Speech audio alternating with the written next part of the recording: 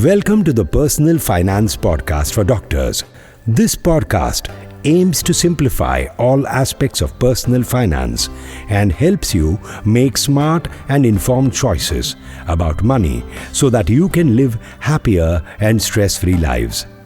Today's episode is brought to you by Chanda, who is a financial coach and vice president with the doctor practice at MFA, the only company in India having a dedicated practice for doctors. Hi everyone. You must have heard this line in Marathi. Jasa dista tasa nasta. Or even the English version, all that glitters is not gold. Iska context kya hai? I'll tell you in this podcast today. 10 years back, sometime in 2015, I met this doctor, very well established 57-year-old doctor having a great setup, a diagnostic center. I'd met her through a very close friend of hers.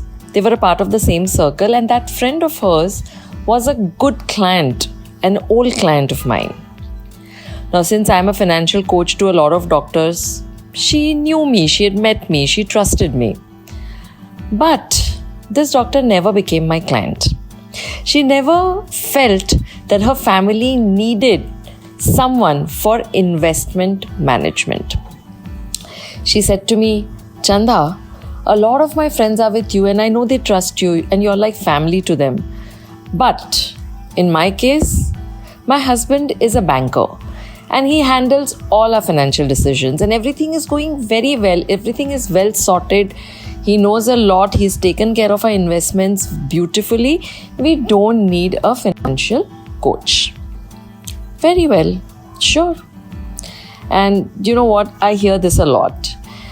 And I assume either they are really sorted or it's just not the right time for us to engage.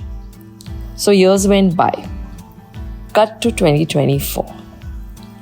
I met this doctor again. Of course, I've met her off and on in social do's. But this time, I met her again officially, through a friend again. But this time, something was different. She was more receptive and she was open to talking to me and discussing her financial situation. She told me that all this while her husband was handling finances well, in the last couple of years, he had developed a medical condition. She didn't tell me exactly what, but it took a toll on his health. So now she wanted to start involving herself in financial matters as she did not know much. She knew where all they had invested. She knew they were doing well, but she wanted to learn.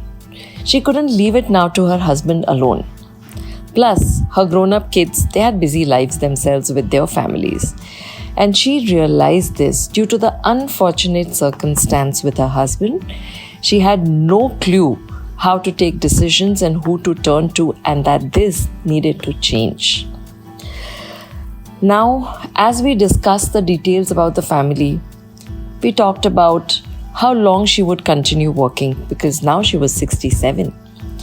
Who would take over her clinic after her? Would anyone? What are the risks she and her husband are exposed to? What are the risks her family is exposed to? Do they have a will in place? Are the nominations in place? Are the kids aware of the financial investments done for them?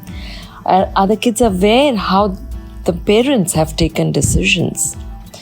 This discussion revealed a lot of things. All these years she had maintained that they were sorted and all the investments were well taken care of. Now it only seemed so. It was a perception. But now I saw the reality. They had always invested in properties all these years. 5 properties, mostly flats, some land. And all this was on no loan. They had saved and they had used all their savings to pay up for these flats and land. So they made money, they invested, but everything was blocked in this property. Now, her friend is again after her friend, her CA, that she should invest in one more property. It's a very good investment and she can sell it in 2 years once it's ready and make a good profit out of it. and she had already booked that property and paid some 15 lakhs for it. Now was the time that she had come to me to check what should she do. Should she go for this property? How should she take this decision? Or should she just pay up whatever that is required, take a loss of some lakhs and then come out of this property? Now, besides this property, they also had some mutual funds, some blue chip stocks, but not much. She didn't even know that her husband had gotten out of a few stocks which were blue chip because of the medical requirement. They also had decent insurance policies. They were well covered. And a lot of her life insurance policies are almost reaching maturity. They had some pension policies also. Now, both her kids well settled. One was a doctor, but a different specialty, and another working with a MNC firm. They all lived independently. Now, her clinic space is also a nice big one. She's earning very well and no obligations as of now. So, ऊपर से सब ठीक ही लग रहा था. But she realized that the things weren't as sorted as she thought they were. She understood that she had invested a lot in illiquid assets. Only the properties worth 10 crores, but illiquid. And now at 67 years, she wanted to consolidate. She wanted to have liquidity. She wanted to not have the hassle of paying the maintenance and having to look for rentals for all these properties. So she was okay to sell 2 or 3 of them because the kids didn't want to move there and they didn't want to move there themselves. So they didn't want these hassles. They wanted to bring simplicity back in their lives. This I did not know earlier when I had met her 10 years back, but now I did. So we took care of all her capital gains, how to manage those capital gains taxes, how to invest this money so that it builds a good nest for her and her husband. Now that he isn't keeping too well, I could see that worry in her eyes. She wanted that security. We also thought about what would happen to her clinic space after she slows down. We had to think about it and we worked on some options. How does she build on the reputation and goodwill that she had created? Should she just shut shop? How much did she need to ensure same standard of living in case she had to stop working as she was right now? We did an entire retirement calculation for her and her husband for next 20 years.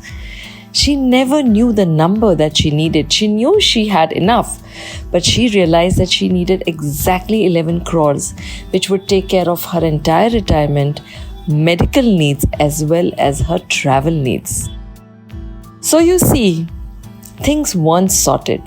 Yeah, life was good. All seemed okay, taken care of. There was no urgency in life till about now.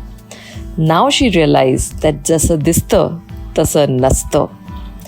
She needed guidance as she didn't have time or expertise to take such decisions herself. She had all the info, but what to do with that? How to take decisions for next 20 years?